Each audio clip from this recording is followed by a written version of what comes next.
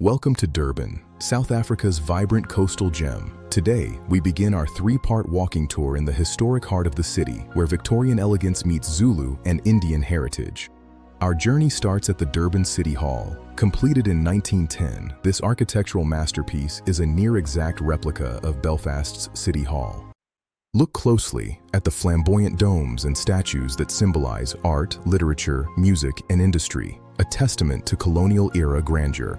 If you like this content, please help us by hitting the subscribe button and notification bell so you can be notified when we upload additional content. Just outside lies Francis Farewell Square, named after the British trader who founded the settlement in 1824. Every statue here tells a story.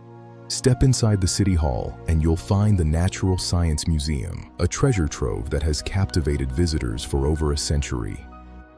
Among its world-class exhibits is one of the most complete dodo skeletons on the planet, a reminder of our fragile natural world. For the adventurous, the museum's T-Rex model brings the prehistoric era to life, standing tall in the heart of the dinosaur gallery. The museum also houses Petin Amen, an authentic Egyptian mummy gifted to the city in the late 19th century.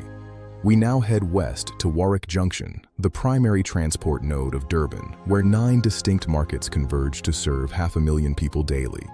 At its center stands the Vic, the Victoria Street Market. Rebuilt in 1990, its architecture resembles a Maharaja's palace. The ground floor is a sensory overload, thick with the scent of Durban's famous mother-in-law exterminator chili and golden turmeric. Upstairs, the pace slows as you browse traditional Zulu beadwork and brassware, each piece handcrafted with generations of skill. It's more than a market, it's the heartbeat of Durban's Indian and Zulu communities coming together. Nearby on Grey Street, the Juma Masjid Mosque was the largest in the Southern Hemisphere for over a century. Inside, the vast prayer hall offers a serene escape from the noise of the city streets outside. A unique feature is its rooftop garden, which doubles as a playground for the neighboring girls' school in this dense urban environment. Directly adjacent stands the Emmanuel Cathedral, a Gothic Revival landmark completed in 1904. Built from local red clay, this Roman Catholic cathedral has been a center for activism and faith for over 120 years. Seeing these two landmarks side by side represents the true spirit of Durban, a city of shared spaces and mutual respect. We've only just scratched the surface.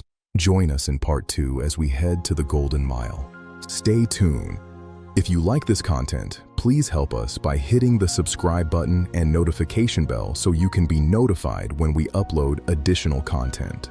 I'm Eric Carey, and we're on a mission to reach a huge milestone, 1,000 subscribers. Hitting 1,000 subscribers represents our continued commitment to improve the channel and provide the best for you. Help us reach our goal by hitting the subscribe button and notification bell. Your subscription also helps us know what type of content you want to see more of. It's a shared journey.